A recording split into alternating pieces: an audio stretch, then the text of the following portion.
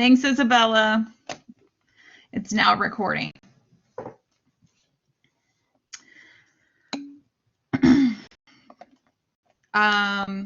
Okay, so well, this is the hard part, so I'm glad you brought it up, Isabella. Thank you.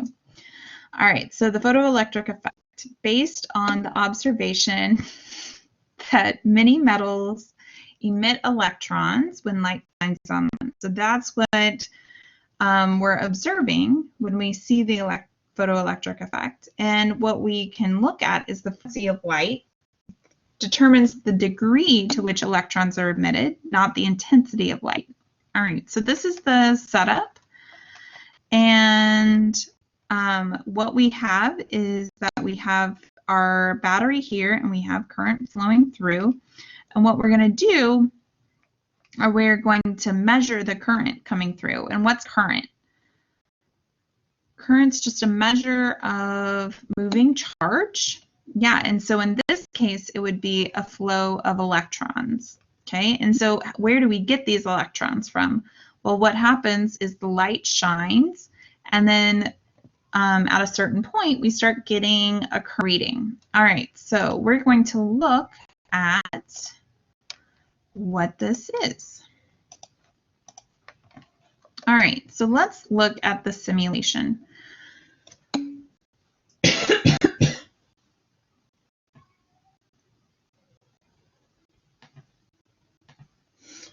So we're going to set the wavelength to 400 nanometers. So here's 400 nanometers, so we're in the violet. And we're going to turn the intensity to 100%. Okay, so right now it's at 0. Note what's happening. There's really nothing, right? So we have no current. There's no voltage coming in here. We're going to turn it to 100%. We're going to see what happens. Okay, so my intensity has changed. I've gone from 0 to 100, and with my intensity being all the way up, note what's happening. These little blue dots are what? And what's the evidence to suggest that that's the case? Electrons, yeah. And how we know that they are electrons is because before we had no current flowing, and now we have current. And current is the flow of electrons, or the flow of charge, in this case, electrons. Okay, so what are we changing when you increase the intensity? You have any idea?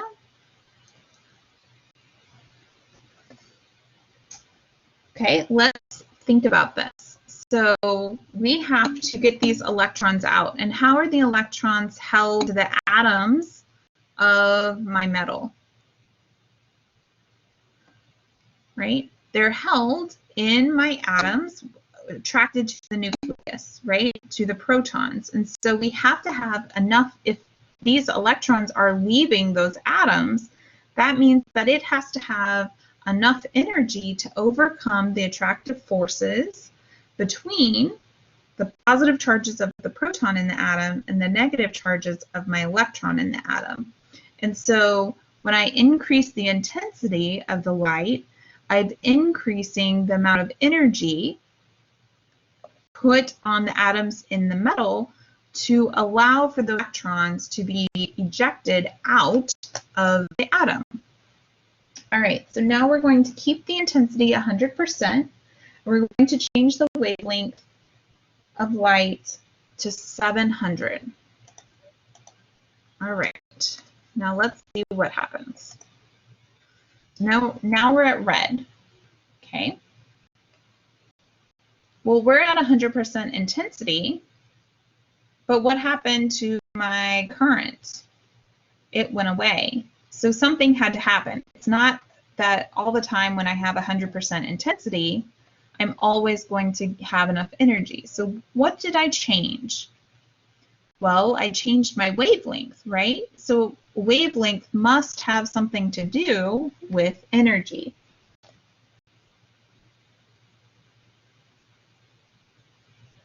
So when I change my wavelength, Do I change the energy of my individual photon, or do I change the number of photons? Oh, I haven't given you that vocab word yet. Okay, hold on. All right, so the energy associated here with my intensity of light would be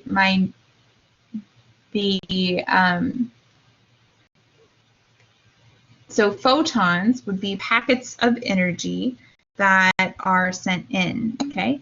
And so intensity would mean that I have way more pockets of energy being shown on my metal surface. So intensity, increasing the intensity would increase the number of photons.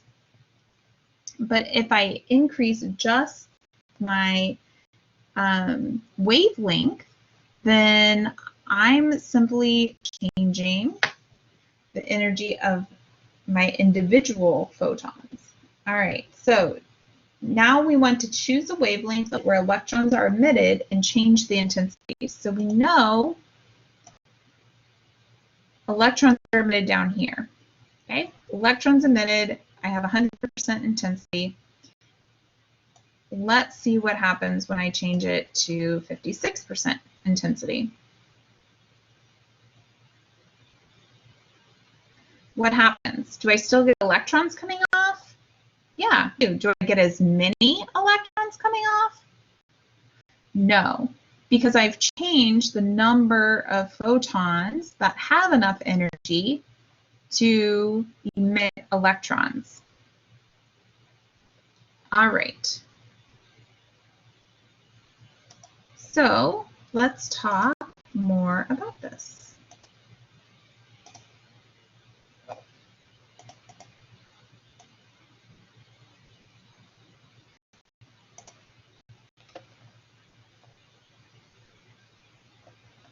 All right, so if I increase the intensity of UV light, what happens? Can I say anything about just increasing the intensity of UV light? Or do I have to have another variable? Oh, of UV light. We showed the UV, right? So the violet light. So if I increase the intensity of the violet light, what happens? A, number of electrons emitted increase. Yeah, good. No, it's not informative. You're okay. We're just talking about it. All right, so you keep the intensity the same and increase the wavelength. So decreasing the frequency. So I increase what happens? Yeah, the number of electrons decreases. Good job. Okay, so you increase, or you keep the intensity the same and increase the wavelength to the yellow.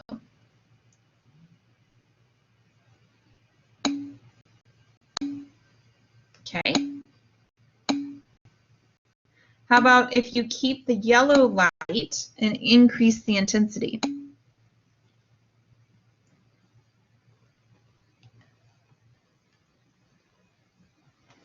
All right, so there's a certain threshold. So let me go back.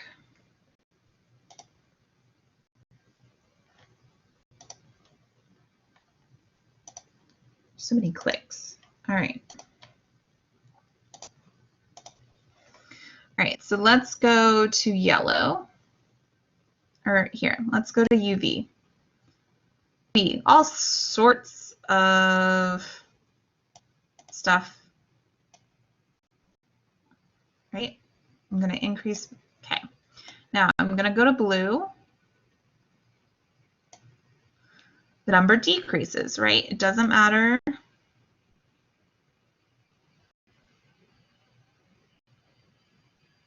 If I go to 0 intensity, I lose all of my electron. I lose my current. But as I increase, I'm going to increase the number of electrons that are going to be emitted. Now, if I go to yellow,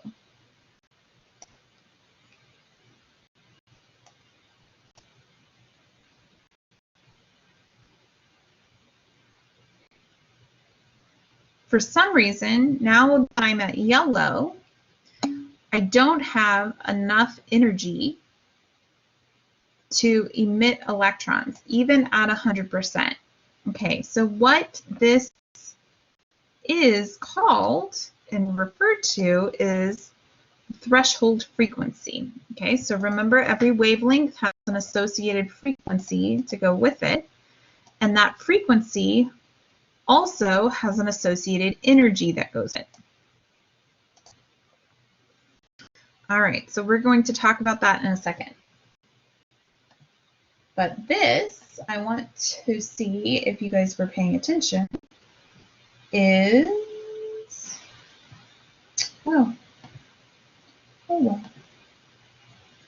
is a formative. So let's go ahead and see.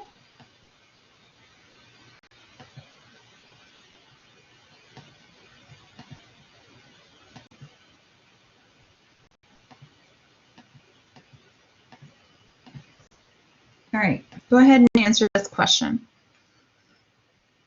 I'll give you about 30 seconds to answer it.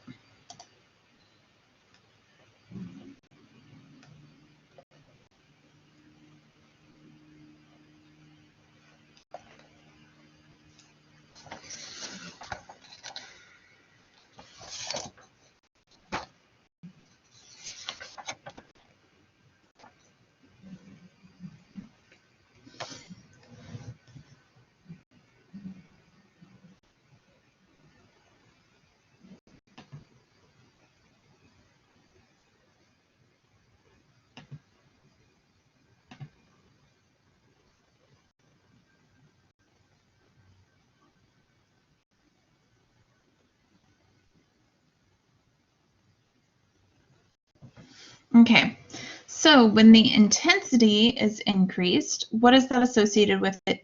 That is the number of photons. Okay, remember, energy is associated with the frequency or the wavelength. Remember, as I changed the wavelength, that's going to change the amount of energy of the photon and determine whether or not electrons can even be emitted at all. Okay, regardless of intensity. All right, so let's actually go through this experiment and go through it a little bit more. All right, so based on the observation, many metals emit electrons when you shine light on them. So it's not just aluminum, it's not just magnesium, but it's lots and lots of different metals. And the frequency of light determines whether the electrons can be emitted from the metal sample or not. Okay, so we saw that with the blue or the UV or the yellow or the red. Because remember, the blue and the electrons were emitted, no problem, even at low intensities. As soon as we moved the frequency up to yellow or red, I started losing, or down to yellow or red, I started losing electrons. And so what this frequency is called is the threshold frequency. And so this must be reached in order for electrons to overcome that attractive force between the electrons and the protons' atoms. And so increasing the intensity of the light, once the threshold frequency is reached, will increase the number of electrons that are emitted. But you have to first be able to have the amount of energy needed to emit the electrons, and that's your threshold frequency. Okay, and so this experiment provides evidence for the particle nature of light.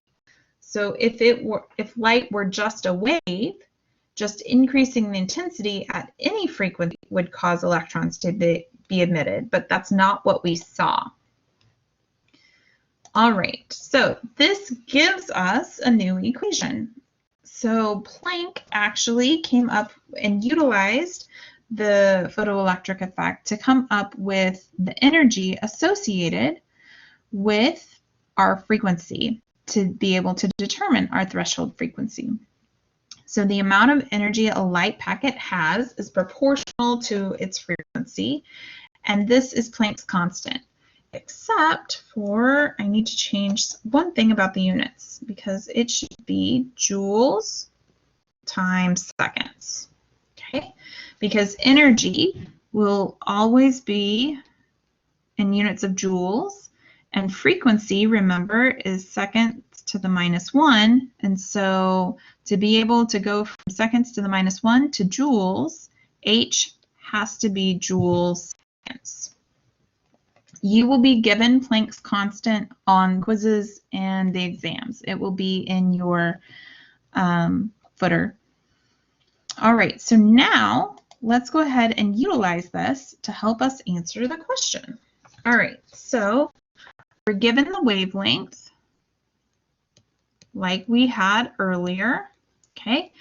We already know that this is 5.50 times 10 to the -7th meters. We've already done that math before, okay?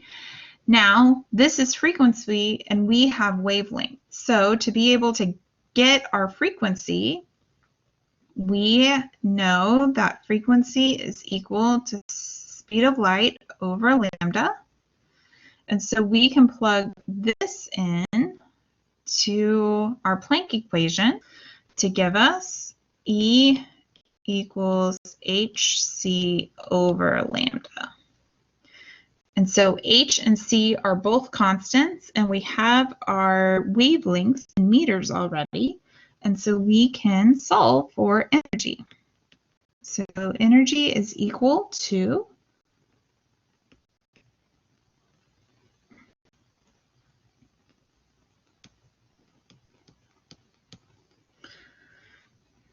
-34 joules seconds times 3 times 10 to the 8th meters per second. Okay, so my seconds already cancel out, and I'm going to divide that by my wavelength.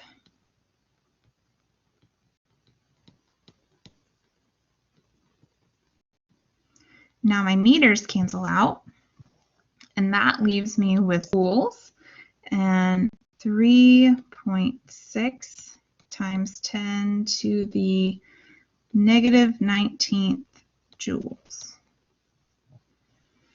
All right. We good with that? Green or red?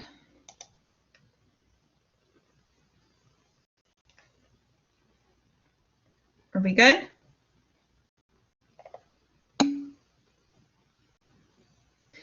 Yes, you could just solve for frequency and plug it in, but remember that the more times you round, the more options you have for screwing it up. So I would tend to just leave all the math for once, and then get a final answer that way. All right. So this brings us to the idea of the emission line spectrum. And so when we look at light or a gas or any element, it has a specific barcode. So just like we have fingerprints, elements have fingerprints as well, and it's referred to as their emission line spectrum or their absorption spectrum. Okay, and so the absorption spectrum would be the opposite of this. Okay, so absorption, where you have all of the colors, and it's going to absorb certain wavelengths or frequencies of light. Okay, and so you'd have black lines on your continuous spectrum. So continuous would look like this. Absorption would have black lines here representing where light was absorbed or energy was absorbed. And your emission spectrum, which would be these, are characterized by having a black field in the background with colored lines showing the light that's being emitted from your atom.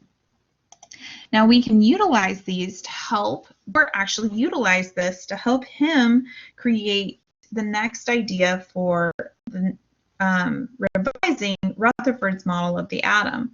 So up to this point, Rutherford said that electrons were circling the nucleus like planets, and this wasn't feasible because if that were the case, the electrons would be inherently attracted to our protons and would continuously spin to get until they got to the nucleus and ultimately implode each of the atoms. That's not what happened. So something had to be wrong with the model, and Bohr utilized the spectroscopy to figure this out.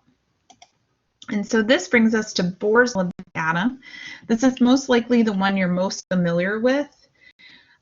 So this says that electrons move in orbits around the nucleus, and these orbits have definite energies and are at definite distances from the nucleus. So the energies of electrons and atoms are quantized. All right, so that means they have specific energies associated with them depending on how far away they are from the atom. And this helped explain the emission and the absorption spectra by putting these discrete energy levels. And these discrete energy levels are our first quantum number n. Okay, we'll talk more about the other quantum numbers on Thursday. But this is the first time we're being introduced to a quantum number, and it's going to represent our discrete energy levels around our nucleus. And so from here, photons of energy are emitted or absorbed by the atom, and electrons can move from one energy level to another. And the difference, the energy of the photons correspond in the difference in the energy levels of the electrons. So let's look at this a little bit more. So we said energy can be absorbed. Okay, so photons of light have enough energy come in, and this electron's going to absorb that energy, and that's going to provide enough energy to go to different orbits of electrons. Okay, so different discrete energy levels. So typically your ground state is going to be your lowest energy level, closest to the nucleus, and so that's typically going to be n equals 1. And the higher the energy level, the more the less energy it takes to remove it. Now, why would that be the case? Well, think about our attractive forces, right? We have a whole bunch of positive charge here in the nucleus, and our electrons, the further away they are, the less they feel those positive charges, and so the less energy they have to overcome to be moved out of that energy level. All right, so if energy is absorbed, the electron's going to have enough energy to move from the ground from a lower energy level to a higher energy level. And if energy is released, so typically in the form of light, okay, that's how it's typically released. The energy, the electron is going to go from a higher energy level to a lower energy level. All right, so let's look at this. This is typically how we describe our energy diagrams. All right, so we have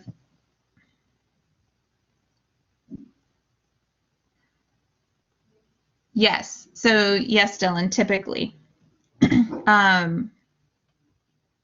Yeah, so that's actually how we have glow-in-the-dark things as well. It just takes longer for the electrons, for things that glow in the dark, it takes the electrons longer to get back to their original state because of that. All right, so here at n equals 1, this would be our ground state. And note the differences in energy between n equals 1 and n equals 2, okay? Then this is a large energy difference, okay? Now, n equals 2 to n equals 3 is about half the energy difference between energy 1 to energy 2. And it keeps going, so 3 to 4 is about half of 2 to 3. 4 to 5 is about half of 3 to 4. So when you're given questions of which one is going to require more energy to absorb, going from 1 to 2 or 3 to 4, draw this figure, okay? This will help you to qualitatively think about the energy differences without having to touch your calculator, and it's a quicker answer to the question. And typically questions that I give won't require you to calculate. I want you to actually understand what's going on. All right, so the higher the number, the higher the energy. So this goes actually all the way to infinity. And the energy levels are not orbits. So you don't really want to think about them as orbits around the sun or orbits around the nucleus. They're just energy levels that have specific amount of energy at a certain distance. And so electrons can transition between these energy levels. All right. So I want you, this is not a formative, there's no more formatives. Which set of transitions would produce, yes, 1 to 2 would take the most energy. Why is that the case?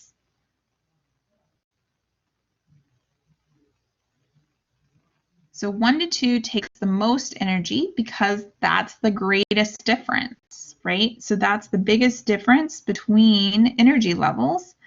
And if this is a measure of increasing energy,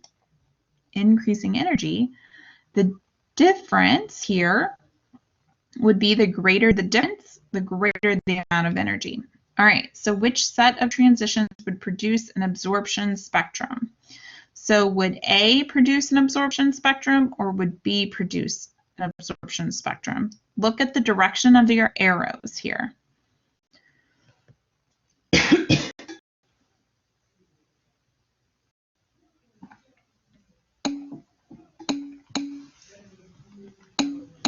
Yeah, good, B. So absorption, remember, is I'm taking energy in. And if I'm taking energy in, that means that I'm going to go from a low energy to a high energy because I've gained energy. Okay, so B would be an example of an absorption, would produce an absorption spectrum. That means that A would produce an emission spectrum.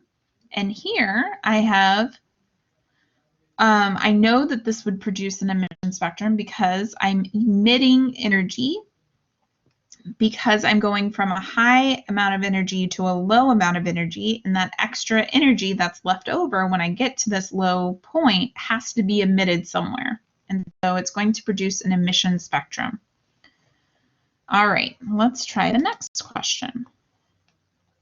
So which emission band is most likely a result of moving from level 2 to level 1? And I'm going to add something. So compared, I'm going to fix this question. So compared to level 3 going to level 2.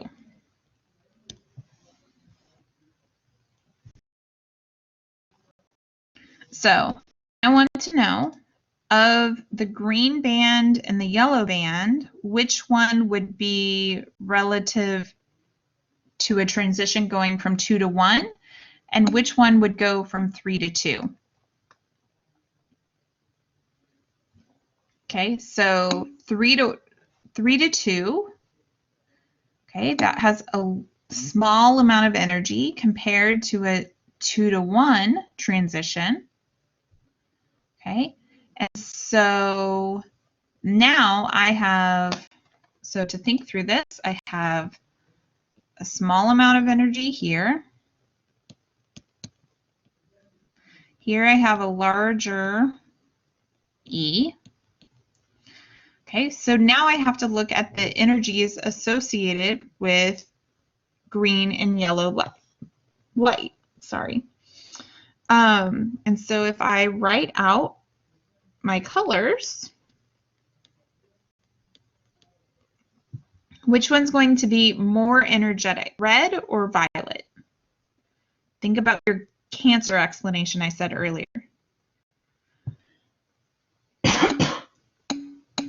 Violet, yeah. So remember, UV is right here, and UV light causes cancer, and it causes cancer because of the amount of energy and the high frequency and low wavelength.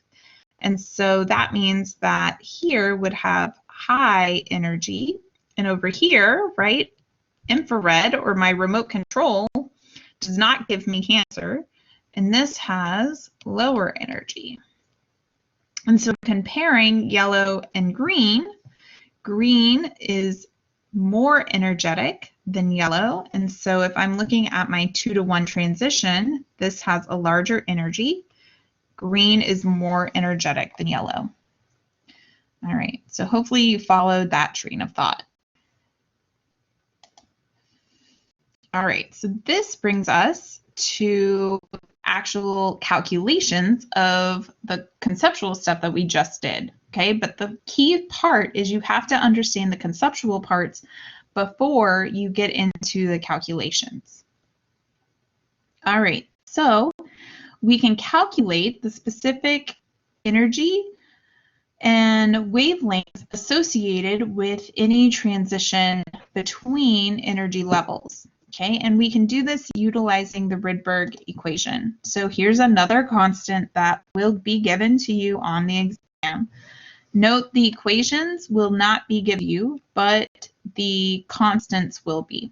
Okay, so if I want to calculate a difference in energy in normal situations, I would calculate my final energy minus my initial.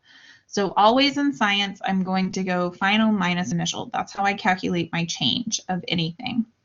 So if I want to calculate my change of energy going from different energy levels, here is my constant.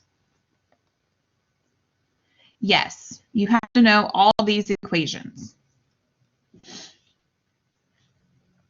And I'm going to take that and multiply by 1 divided by my final energy level, where my electron ends up, squared, minus 1 over my initial energy level, where my electron started, squared. And that will give me my energy. Now, if I want to calculate the wavelength of this, I would utilize my Rydberg equation. So what wavelength of light would this correspond to? All right, so let's calculate. Let's utilize the Rydberg equation to calculate the wavelength of light in nanometers of the hydrogen line spectrum for a transition from 3 to 2. Okay, so this is within your Balmer series.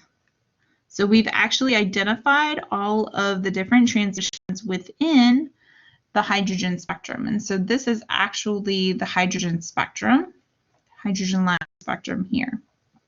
So if you look at the sun, this is actually how we identify what the composition of different atmospheres or the sun or different stars using the light that's emitted from them. So we utilize their line spectrum or their emission spectrum to identify the elements that they're composed of.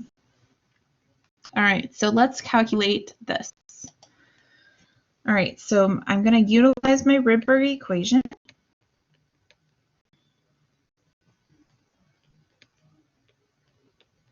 So remember, it's final. So I'm going to move from 3, so this would be my initial, to 2, so that would be my final. So final minus my initial. So I'm going to plug in my Rydberg constant.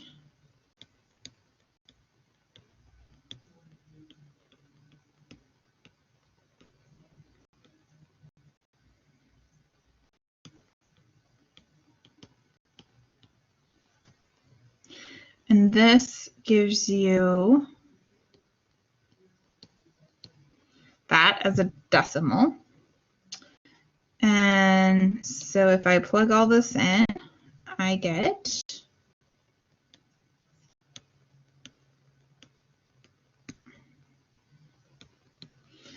that as my answer. Now, is that a wavelength?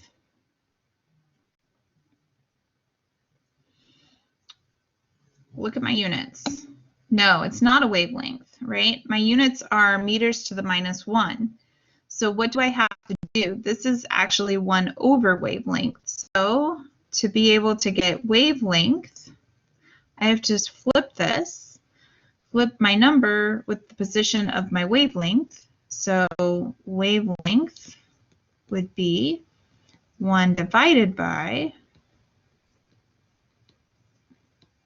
this number. And that would give me 6.56 times 10 to the -7th meters. And I want the answer in nanometers, so that would be 656 nanometers. All right, questions on that?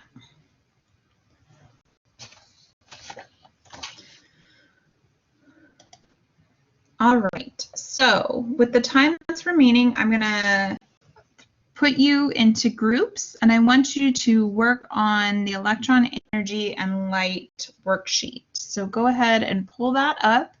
It's in D2L in week 2 worksheets. Go ahead and work on that, okay? And yeah, go ahead and work on that. I'm gonna put you into groups right now, and Jesse and Nancy and I will be around. We don't have to do, so go to exam 1 in D2L, go to worksheets, practice worksheets, and then go to week 2, and you're going to see the electron, energy, and light. It's your first worksheet. All right.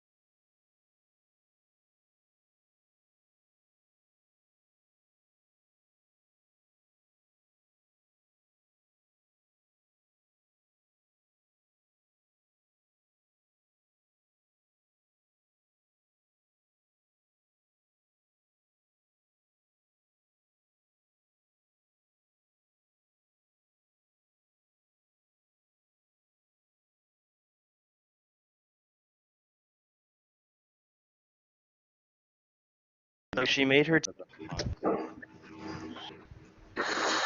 The dude, I was like, really? Right. All right, everybody, class is done. So I will be in office hours. I'm going to switch over to the office hours Collaborate Ultra. So please come see me. Nobody's come to off. Well, I've had like 2 people come for like not that long. So come hang out if you have questions or whatever. Okay. I would strongly recommend finishing the worksheet by Thursday. The recording will be posted as soon as class is done, like within like a couple minutes. Can I come tomorrow? So office hours are Tuesdays and Thursdays. Tuesdays are from 3:30 to 5, and Thursdays are from 8 to 9:30 p.m. So I even have late office hours. Keep the worksheet until I say otherwise. All right. If you guys have further questions, come to office hours.